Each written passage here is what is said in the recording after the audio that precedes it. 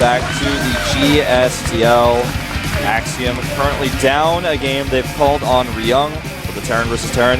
And you and I were talking about this during the downtime. This is a really pivotal moment because if Ryung loses here, then I feel their options become fairly limited. The problem with the format with the best of 7 that we have now in the new GSTL season is that loss is much more unforgiving than it was in the best of 9 format. So being down 2 games already is very, very dangerous for a team.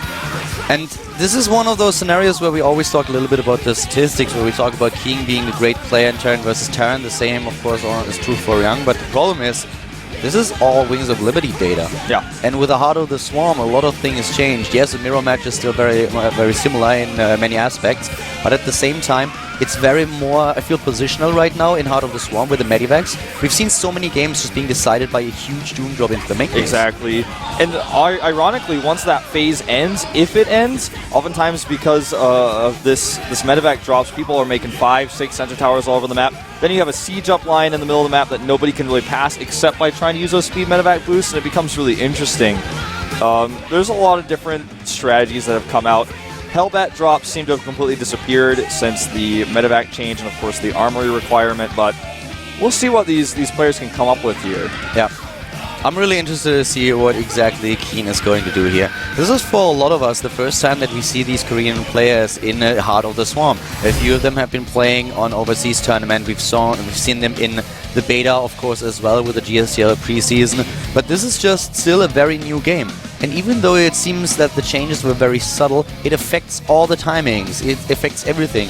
Players all over the world have been arguing that this is them learning a completely new game, even though they are familiar with a lot of the units and structures so far. Right, you know, it's the strategies develop, and what you used to be able to get away with making just one turret to deter drops is no longer the case in Terran versus Terran, for example. So I'm excited for this because Ryung, and like you said, is one of the best TVTs that Slayer's had, and now is on Axiom in the past, in Wings of Liberty. This is a new game, though. Yeah.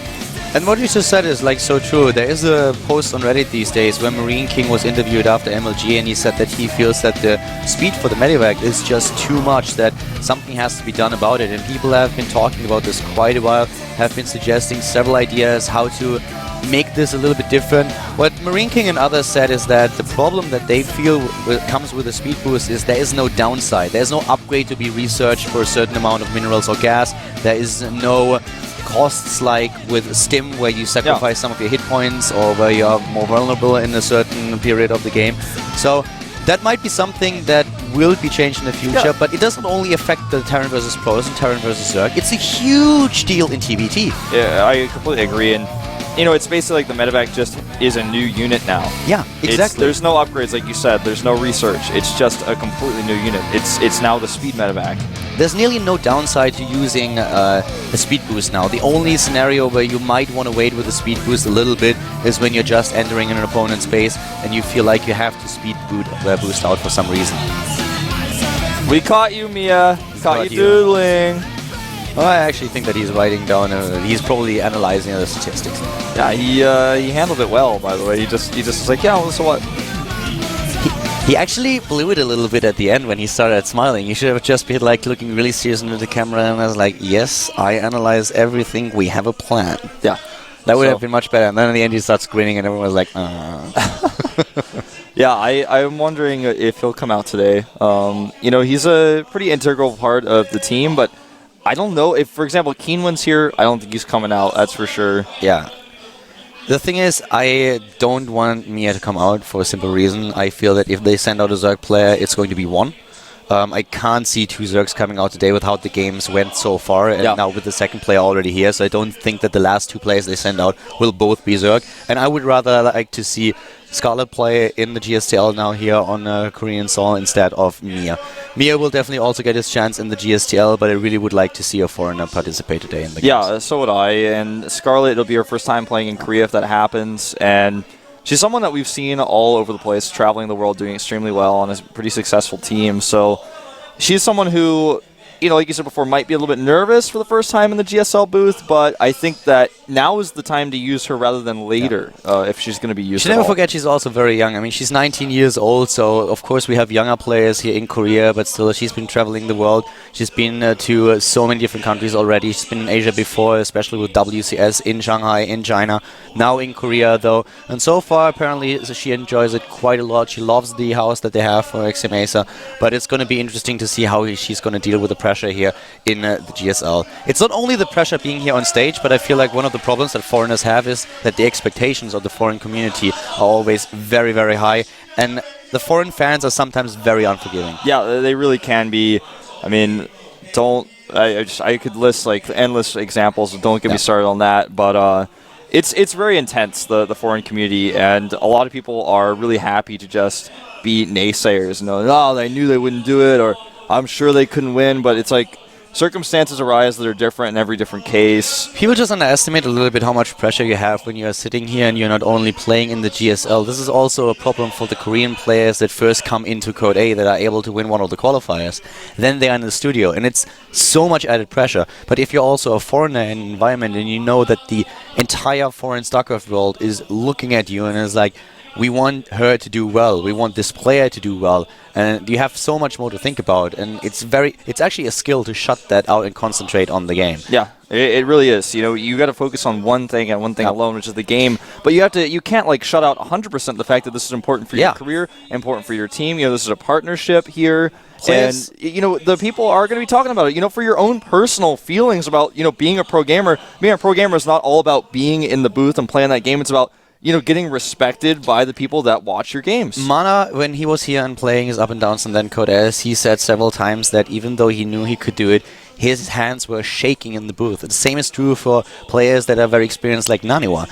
They were so excited going into these games, they were really nervous, and this is true for everyone participating here. This is something that you definitely have to keep in mind. We have, of course, veterans here like Nesty. I think Nesty could actually take a nap in the booth. He doesn't really care anymore. This is like his second home. He's been here so long, so that's very different. The new studio, of course, adds a new element to it, but still, it's like an environment.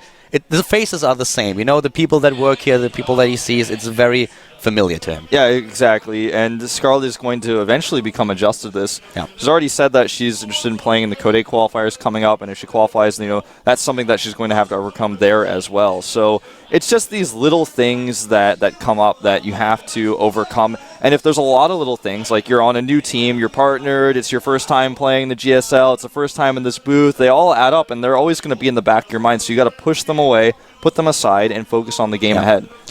Talking about the game, the reason why we have a bit of a delay here is that Keen, for some reasons, had to reboot his computer. That's happening right now, and as soon as he's done starting the client again and making sure that his settings are still intact, then we can start with our next game, Terran versus Terran. One of those matchups where you want to make sure that everything is perfect. Yeah, you certainly do. I mean, Terran versus Terran is like most mirror matchups. Things can change in an instant. If you make one mistake, you use one wrong hotkey, you stim too soon or you stim too late, you boost too late, you don't boost at all, whatever the case may be. You got to make sure your hotkeys are good. Medevac boosting is one of the hotkeys players change really often. I have as well because it's B. It's a little bit further away, so a lot of people have changed that. Yeah, that's the one thing we didn't have grid hotkeys or the option for grid hotkeys in Warcraft, so I'm really used to use the standard hotkeys, and I'm a little bit lucky. I have huge hands, so I can actually reach all over the keyboard. But it's kind of funny. Sometimes you look at the players' hands and they are tiny, and it's like, okay, you definitely have grid hotkeys. Yeah, exactly. There's no way you can reach all over to the top right. Yeah, there's no way that, in StarCraft 1, for example, was one of the most annoying things to play Protoss, which is one of the reasons why I played Terran a lot of the time. Is simply actually because, my hand was so small, I was younger, I had to make a probe every time. I had to go all the way over the P. And most of the people told me, when I was learning how to use hotkey and stuff when I was a kid, when I started, oh, you should set your Nexus 1. So I go 1, and then I go to P. I found out later if you're going to play Pro, you should probably hotkey your Nexus to 0, so you can go 0 P to make your probes. It's always so funny. I tried to play with grid hotkeys once, try to get adjusted, and I played a few games, and everything just went I feel like if I did it for a long time, then it might even improve my play, but I was like, well, I don't really have problems with the hotkeys as they are. I'm just going to stick with that. If StarCraft 3 is out in 13 years or whatever, then I might consider going to Grid Hotkeys and trying to learn it from scratch. When StarCraft But for now, 3 it's is out, fine. like, you're going to be able to make units by, like, looking to the corner of your screen with your eyes, and, like, when your medevacs blow up, you're going to be able to smell the fire that comes out, and it's going to be a different world probably at that point. You can even maybe, like, taste the creep. That would, no, I don't want to do that. That would be like, I don't know, man. What if it tastes like jelly? Creep? I don't know. People make that reference a lot. It looks like I would jelly like to on have a peanut butter jelly sandwich. A creep sandwich? I don't really like jelly that much. I'm not a fruit guy, but I don't think that would taste well. I mean, people sometimes really eat disgusting things. Atosis still eats cereals with milk, something that I find very disturbing. But I don't think anyone would go for like a creep sandwich. Yeah, I wouldn't try it. You know where that stuff comes from. You've seen the creep tumors being laid by the queen. I can see roasted zergling, like grilled zergling. I can actually imagine like that tasting a little bit like chicken. Yeah, I could see that. You know, maybe Mutalisk skewered or something like that could be quite good. Not so much the roach though. I think that'd be a bit tougher. Yeah, roaches is a little bit. I don't know. I don't like roach too much. I think zergling would be awesome. The cool thing is, like, if you had actually zergling in real life, that would be so cool. We could hunger, starvation would be gone in an instant because there are two of them. Immediately, they spawn from one lava, and they're so cheap. Yeah. Think about that. No, I would definitely harvest them. But anyways, we are going into the game now. Keen is ready, so is Ryang. This is going to be our second match. It's a TBT at the GSTL. And our first Terran player, he starts to the top right of the map. In red, we have MVP Keen. MVP Keen, the commander, with a win against his first opponent today against Alicia. He's now up against a fellow Terran player. Starting to the bottom left, we have Axiom-Acer. Map is in fact Red City, something we didn't talk too much about yet. But when you have a mirror matchup, sometimes you pick a newer map just simply because no race has an advantage in the mirror matchup. You better start younging. So what he's got to do. If he plays like bit by bit or something like that, he's not going to do so well. What I find really interesting in Team League in general is that in the past we had a lot of teams that got away with determining the order of players before they actually started the match. They just set up a specific order and then went into the games. But I feel with a certain strategy you can now do so much more, especially in this format. Train a player against a certain race, make him ignore all the other races, just one matchup where he really needs to excel and take down one player. We've seen it work yesterday for LGIM when they really countered Hurricane, and Squirrel turned out to be strong enough to even get more wins than that. So there's a lot of there's a huge thought process just going on, trying to find a strategy how to take down an opponent's team. And with the changes that we have in this season with the round-robin format, I feel this is so much easier because now you can try to analyze the strategy too and not only your opponent's playstyle. Right. We have a lot of new maps too, so this gives players the opportunity to experiment and use new strategies that haven't really been seen, for example, on the ladder.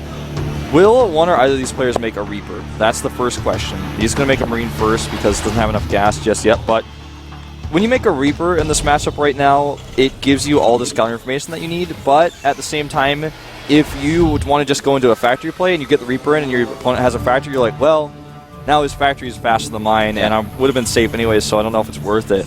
We have the Reaper at this point for Ryang, the Axiom-Acer player. He wants to get the scouting information out right away, whereas Keen to the top right just goes for the Marines. Doesn't sacrifice any gas and goes straight into the factory. Yeah, this is just, this is the safer way of playing with the Reaper, but the factory is, against normal factory play, obviously going to be the better choice. He's going to double Reaper, so he has definitely an option. Oh, no, he goes going to one, right? Yeah, just one.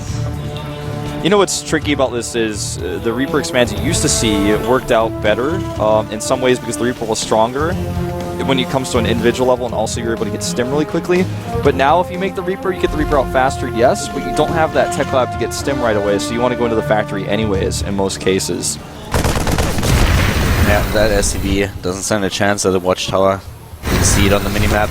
And here comes the Reaper now, trying to get those scouting information out. The factory, of course, has been started for Ryang too, who starts his command center way ahead of Keen.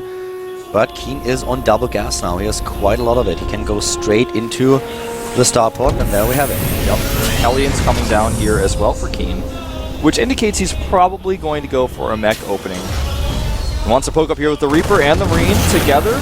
should be able to break through, but he's going to have to pull back for a second. He can't win this fight immediately. Oh, he missed Micro, didn't target the Weekend Marine. But the Reaper is going to heal, and then he can try to jump up and maybe take out both of them. The Hellions are not there just yet, but as soon as they are, the Reaper doesn't stand a chance anymore. Yeah, the Hellions have to, be a big concern for him right now. It's actually interesting how well Reapers deal with Hellions, but in this scenario with the Reaper already being damaged and Marines assisting, it would be too much.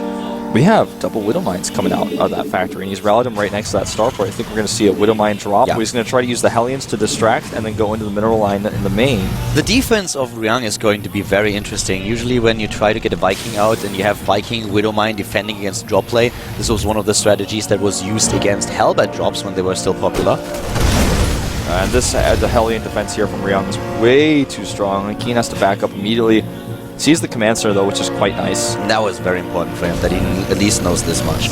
But the Hellions are on the retreat, and we have the Medivac just waiting for the additional 2 Widow Mines that will be there in just a second. The thing about the 4 Widow Mine drop is it's much more dangerous, but it's also much more risky, and it's so much slower. Some players will wait. Oh, he's going to see the Widow Mines pop out, but he changes the rally so that it appears they're being used defensively. Yeah, this is actually smart. He even burrows them, and now that the scan is gone, he's probably going to move in. Yep, that's exactly what he does. That's so smart. That's really tricky by him, making it look like, hey, I got to put these down just in case you attack me, but it looks like he realizes that that's a fake. He pulls his units back into the main. It's still going to be very interesting to see him deal with this. He only will have 1 Medivac. There's not a lot of anti-air that we have for Ryang. So he has to be very careful, and with the added tech lab now at the starport, it looks like we have a transition into Banshee play. Cloak is already on the way, so this is the second stage of the push that Keen tries to execute here. Yeah, this is going to be... I think what he would like to do in the best case here is to drop 2 in the main and 2 in the natural, but with the Viking, everything else is there. If he really commits to the main drop, this is going to get shut down so hard by Ryang. He will speed boost, and he does it. The Viking doesn't have a chance against it. Where are the Widow Mines? There's the first one, the second one, the third, and the fourth. He's all dropping them, and 2 of them have been taken out, but 2 are still alive, and bam, bye-bye Viking.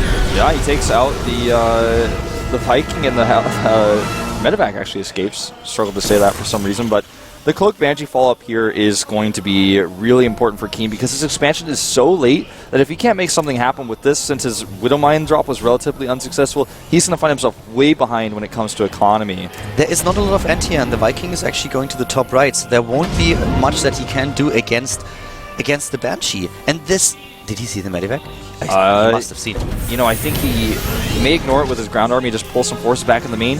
What's really important about doing this build for Ryang is that he wants to poke here and pressure, and this gives him all the information in the world. If he sees that there's no commander, he's like, well, he must be going Banshees. Even without seeing it, it's just the only option. This could do so much damage now. He's already speed boosting into the main base. He is not hitting the Viking, and the Banshee is moving in too. There is way too much that Ryang has to deal with. This is very dangerous, but the Viking! The second Viking comes out, and suddenly he's able to kill the Medivac after all. As long as he has scans here, though, this is not going to do a lot of damage to the Viking, and the Marine's ready. He's got the scan. Will he use it? Yes. There it goes. This went so much better for him than I thought it would. With 1 Viking, there was no chance he could have killed the Medivac before those Widow Mines were dropped. But with a second one coming out just in time, he could take down the Medivac, and suddenly this entire push was so much less dangerous. It's a good build that Keen chose, but Ryang played too safe. The idea behind this type of play is, okay, I'm going to drop Widow Mines, he's going to use scans for that. Then he doesn't have scans for the Banshees that come in, but he was able to not only stop the Widow Mines, the first ones, but the second ones didn't even get to burrow. Exactly. The thought process here for Keen was, of course, brilliant, but the execution, it lacked a little bit. He got a bit unlucky here. This 1 Banshee can do quite a bit of damage, but the fact of the matter is that Ryang has quite the lead over his opponent. Yeah, I mean, Keen is desperately trying to find holes here, but the Banshee can only pick away at the Commander's hit points and then fly back. There's nothing really he can do. There's just so much production going on for Ryang too, and he's also going into double upgrades. He's going to get those upgrades a little bit faster than his opponent, and it's really tough now on Keen. Ryang has a strong army that he can use to move out. He already has a 3rd command center on the high ground. Yeah. 3 mules, 3 SCVs at a time. He's just simply mined more resources overall, and so his economy is going to explode in just a few moments, whereas Keen, yeah, he's not that far behind in supply. In fact, he's only 2 supply down right now, and he has a similar SCV count, but that's not going to be the case for much longer with Ryung hitting his SCV production, even moving his command, so that's how confident he is. Exactly, and he can be. He has to deal with a Banshee, and he does it quite well. 8 hit points remaining, trying to find the sweet spot here. With a scan, he could take it out. It's a little bit too late. Yeah, here comes the scan, and he saw with the turret that energy was pretty low, and he saves his energy. That was really smart. Didn't have to scan yet, exactly. But the second Banshee is becoming kind of an annoyance. He might want to pick those Marines up. Well, he gets away regardless now, and in fact, he could hit a scan and take it out, and he does. Boom. This is not going well for Keen. Yeah, not at all. I mean, he's trying to make something work here, and he has managed to keep the supply even. But still, without that third base, what's he going to do? Yeah, the third is crucial. What Keen has, this is one of the advantages, is the double upgrades here with the 1-1. Yeah, really completed. That's also really important that he's hitting his armory very much on time, so he will be able to start 2-2 very soon. This is something that is going to be a problem for a little while during big engagements on the map. Keen also has his third command center now up, and he saw, of course, how Ryung moved out his own third, and Keen now did the same. Both of them at very similar supply. Keen even in a little bit of a lead, but we have still the better back for Ryung. Well, barely stops that sensor tower position. He's going to target that because that costs a lot of gas. Wants to force a cancel, he does. Only one shot at the Banshee, and then it's outside the range of the missile turret.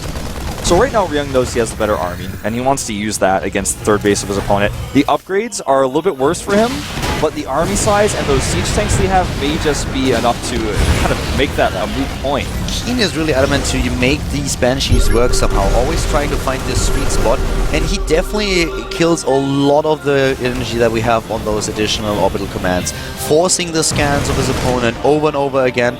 But Ryung is now the one who tries to find an opening and a potential angle of attack to take down the third base. Oh, this is a great angle. Combat shield's not done for Keen, and it needs to be, but he just doesn't have it. Yeah, he's moving in, taking down the tanks right away. Now even damaging the production facilities. It looks like a small counterattack will go out for Keen. His combat shields did just finish, but it was a bit too late. Yeah, it takes a bit of a time for Keen actually to arrive at the bottom left, and during all that time we have a lot of damage being done to the top right base of Keen. And he has the better upgrades here. Uh-oh, and he needs to rally his units back. That's what he does. +2/+2 has already been started. SCVs are vulnerable. Uh-oh, and the base is vulnerable. He's going to lose this command center. Yeah, and the defensive position for Keen back at home is pretty decent, so he's done a lot more damage right now. Those siege tanks just give him the safety that he needs, and he gets more out already to make sure that those Marines can't be too cheeky, but he needs to siege them up, and he misses it. Yeah, he misses it. The bunker survives somehow. It's a miracle, perhaps.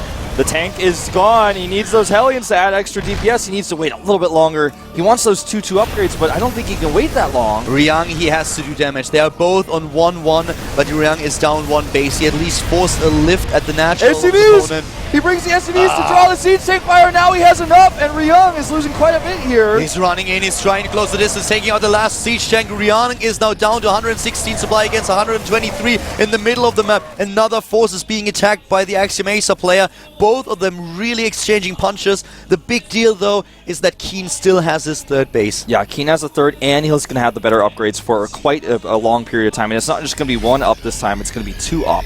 Both in the attack and in the armor, so that stacks up quite a bit. He's down in supply, but he has the resources with that base to close that gap really quickly. Look at this, he's ahead in army supply by 11. The worker supply is a bit of a problem for Keen now. He lost so many harvesters when he sent them in to tank the siege tank fire and make sure that the Marines could take this contain down. It was really important for him to get this position. He sacrificed resources, and he can afford it. With him taking down the third base of Ryung, he can afford being down in harvesters. Exactly. You know, those resources he uses to remake the harvesters are something that Ryung is not using right now, but he had to make the command center.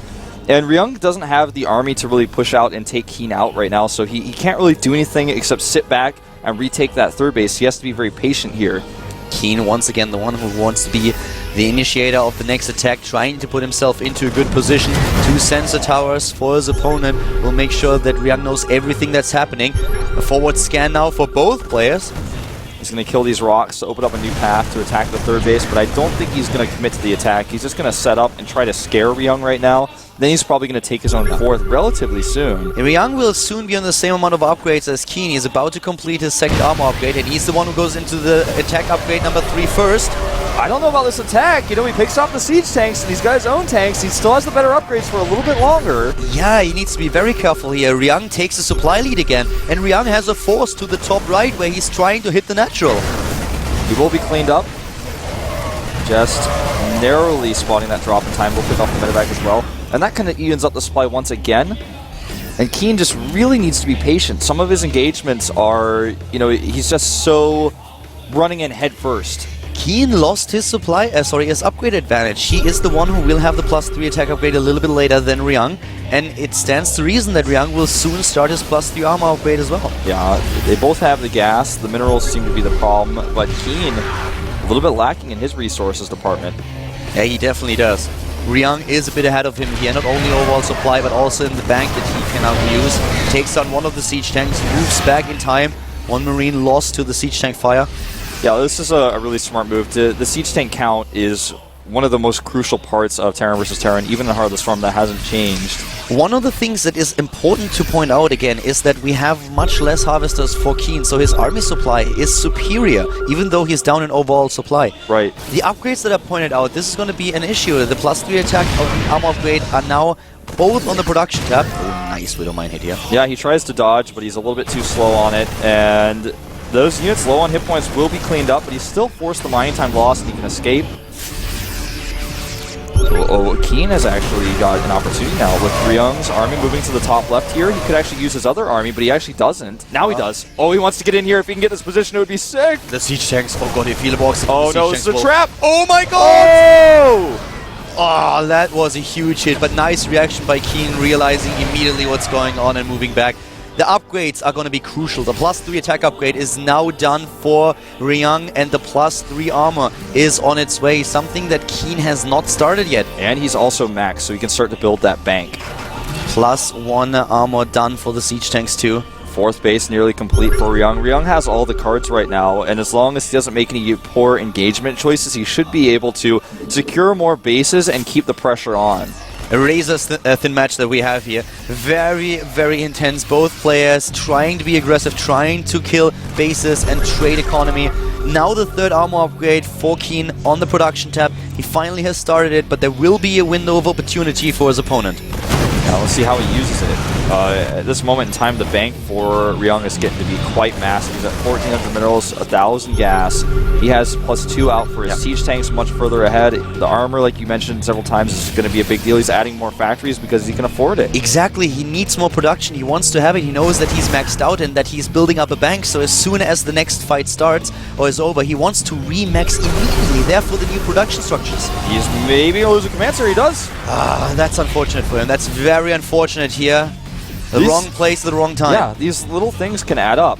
Keen's army, it looks tiny down the bottom of the map, but if he uses it in the right ways, it can be great, and he actually will win an engagement to the north as well. And here The comes Doom the Doom Drop, we talked about this is how Terran vs. Terran has changed with these new medevacs. But usually you do that when you know there is no sensor tower. With a sensor tower, he can't afford it, and he walks right into a medevac, so this is not going to happen. Yeah, it looks like it may have been the case he just want to use this drop. Could he go for a pincer attack here? I don't think his army is strong enough. There's too many tanks. They're already ready. He walks into a trap once again. Only a small one, though. Look at this bank for Ryung. It is so good. He really needs to make this work. He's getting additional bases now. We have him with the better production, getting those upgrades. He wants to be able to attack from two sides, but the army for Ryung just has so many siege tanks and he has control of the watchtower. He has the better vision. It's so hard for Keen to make this work. There's enough tanks back at home as well, so Keen can't get a counterattack off there either. He's just desperately trying to find an angle, and Ryung's not giving him any ground here. Ryung is getting more command centers now. Oh, but Keen finds an opening, takes down the siege tanks. This is the angle he wants. He wants to come in here, find a weak point, and this is where he's going to be able to cut into that production. He's going right into the factories now. He can take down the reinforcements. 2 siege tanks at the back trying to do their best. Both players now attacking. Another speed boost here with the medivac, but Keen is looking strong. He's taking out reinforcements as they spawn, which is going to really play a big role in this game, but look at how many barracks he has. He just is able to push us back with 15 Marines at a time coming out. He's able to just overwhelm that army. Keen doing his best here, but Ryung, he has too much. He used up his bank, though, to get a little bit ahead in the overall supply. This is what he had to do. It was an opening that was well worth it for Keen to take, and he traded well. He certainly did. Look at the army supply now, though, 30 ahead for Ryung. even went him to 40 now, 122 to 82. That's a massive lead in Army. Yeah. He's got the power to control the map now. He's not going to have to worry about run buys anymore. It's just the reproduction, you know. We talked about those production facilities playing a huge role in combination with the bank. This is what he used. Ryang is doing a lot here, targeting down the SCVs of his opponent, damaging his economy even further. Now, 15 Marines at a time. Just keep that in mind. The siege tank count is even for these two players. Keen is trying to get the better siege tank count.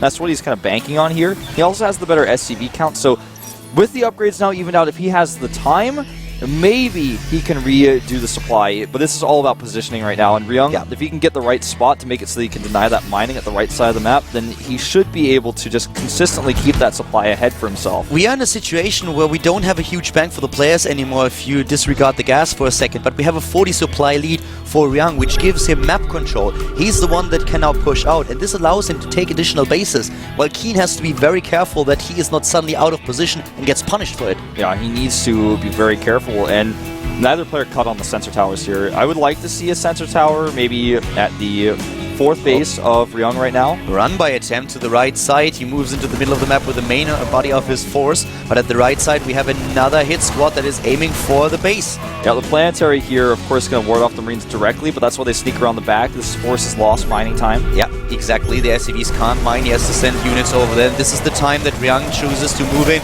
Very positional what he does here.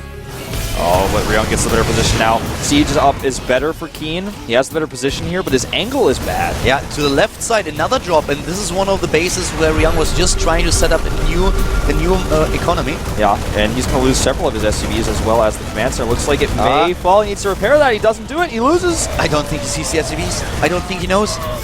He could repair it, but he doesn't. He's occupied in the middle of the map where he's trying to crush through. He's moving into the siege top tanks, and he's taking a beating. Yeah, he takes a huge beating, but he just has the economy. Barely saves the command center as well. It's something that Keen probably is not going to realize. He does clean up some of these forces here. Look at the bank for Ryung. He can just remax. Yeah. If he engages poorly, it just doesn't seem to matter for him with all the command centers he's got on the map and the huge bank of 1,600 gas and minerals banked up for him right now. Keen is closing the gap in supply, but the problem is the ability of Ryung to reproduce his army once the first battle is over, and this is what gives Keen a lot of problems here. He's trying to come back, and he's taking a few good engagements. The economy is just so much better for the Axiom-Acer player. Yeah, this little attack force that he's sitting around the map to kind of cut apart bases is now going to be cleaned up. That's the opportunity that he had. He was able to force a lift on the command center. He nearly killed it. He caught several groups of Marines that were too weak. But now it's gone. And Ryung he doesn't have to worry anymore. He can just attack. Ryung is still a base ahead, and he is using this momentum now. We have another force for Keen trying to walk past the army of his opponent to the left side of the map, taking down these bases. But he is under trouble on his own. He needs to repair the fortress here. He's no repair. Even if he had repaired, it would only cost him resources. Resources he doesn't have right now. Here comes the stim for Keen. He needs to trade now bases. He lost one, and he needs to kill one of Ryung's. Unless he does that, he will be even farther behind. He's already down 2 bases at this point. Yeah, and just look at this. It doesn't look good. It doesn't look good at all. Tanks sieging up, forces him back once more. He's taken some heavy hits on that planetary, but it's just not enough. He can't kill it, and if he can't kill it, it doesn't matter. Nice job with the speed medivacs on top of the siege tanks, taking a bit of friendly fire here. Well, we have the main army for Ryung now moving in, and he's still the one with a 30 supply lead. Yeah, he is, and he's even killing more SCVs over here with a small Marine force. Going to get this command center as well. Nothing that can be done to save it. And that 30 supply lead is going to just get bigger and bigger because there's no money for Keen right now. He can't make anything. And he can't mine from his bases anymore. There are no more mineral patches in the main base. There are no more the natural. And the third base is nearly mined out too. Whereas Ryung, he has all the income in the world. Yeah, and now we see Keen moving across the map. This is his one moment because if he loses this army, he'll never have another one. His medevac's a bit ahead of themselves here, but a good siege. Exactly. He needs to win this fight, and he needs to obliterate the army, crush it, and then go into the production. Look at that income. He has nothing. I mean, he can make maybe 5 Marines at a time with that. That's all he can do. And his patches are getting low. Ryung knows exactly that in this particular situation, all he has to do is to defend well. He just has to wait a little bit. He knows that the economy of his opponent is shattered. Yeah, he would like to have the watchtower here. He does clean it up with a good scan. And Keen wants to find this angle. Right now, his siege tank count is much worse than his opponent. Look at all those tanks for Ryung. He just has a much better army overall. The most important thing on our scans, you always want to know where your opponent is with his army. Here comes another drop attempt, here comes the Doom drop, but keep in mind we have the sensor turrets, and look at this positioning of the Marine. Oh, that one Medevac solo on hit points, he takes it out. That's a huge gap in supply that is even further widened here. But more important was the Scout. He knows exactly the path that Keen is taking with his army, and he will be able to intercept them. And he finds a long distance mining SCVs, which first of all he can kill, but second of all it's going to make him feel much better knowing how desperately Keen is trying to mine right now.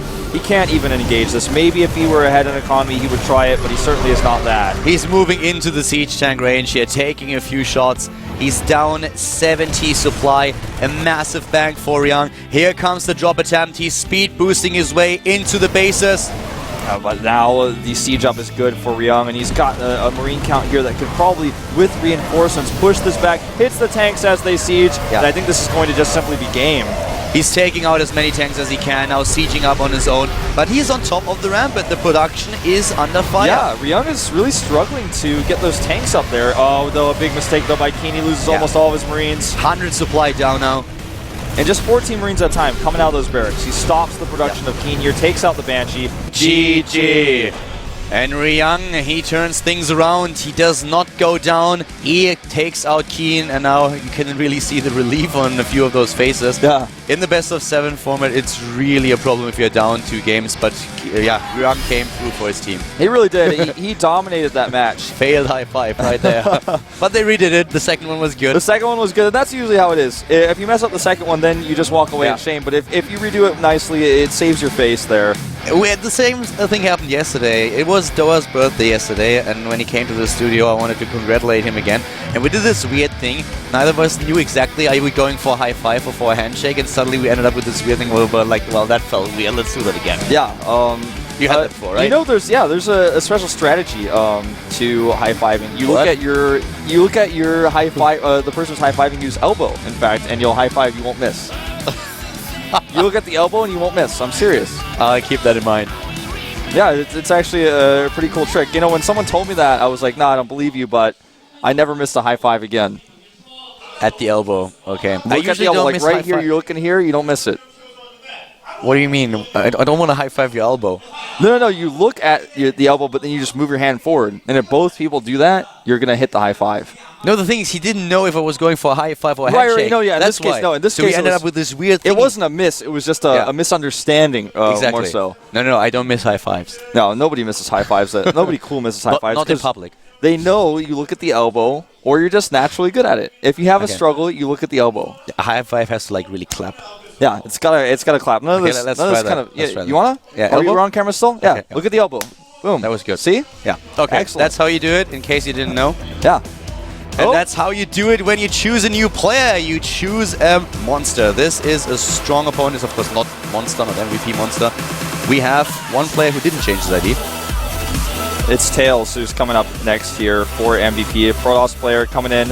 And for a moment there, I wasn't sure if Tails had changed his ID, so I didn't want to say anything. I was like, no, sure he he's didn't. still Tails? Yeah. I was sure. I went through those IDs and I was like, okay, at least Tails didn't change his ID.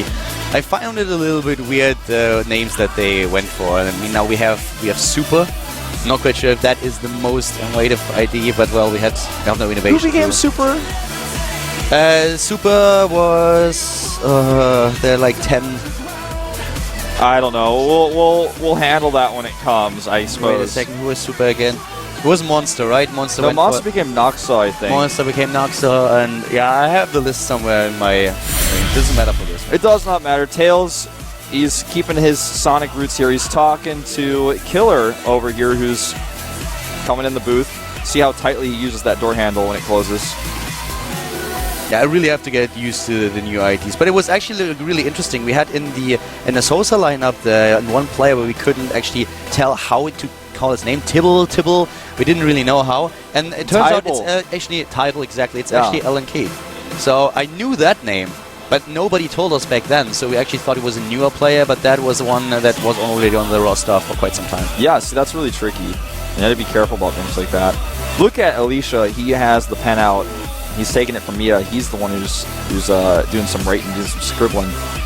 And you can see Scarlet seems to have a pretty close relationship with the team. She's been there for a while now. She's talking about strategies, talking about the matches constantly. She has the Konglish down cold. When she was talking to the team earlier, it was so funny. What you basically have to do, you take an English sentence and you just kill everything except for the verb and the noun, and then you reverse it, and then you have the perfect Konglish sentence. That's how you communicate with Koreans.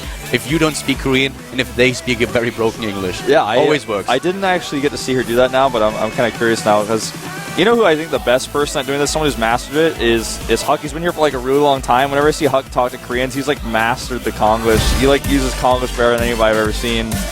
Well, here is Belshir Vestige is the map of choice for Tails.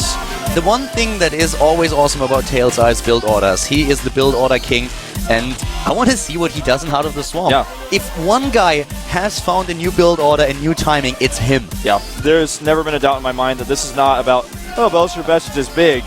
It's not about the map size and the matchup, it's about his strategy. I got it, by the way. Vampire changed his name to Super. That's right. Okay, that makes sense. Okay, going into the game now, we have two players that didn't change their ID. We have the third game between Axiom-Acer and Team MVP in the GSTL Season 1 Countdown 1.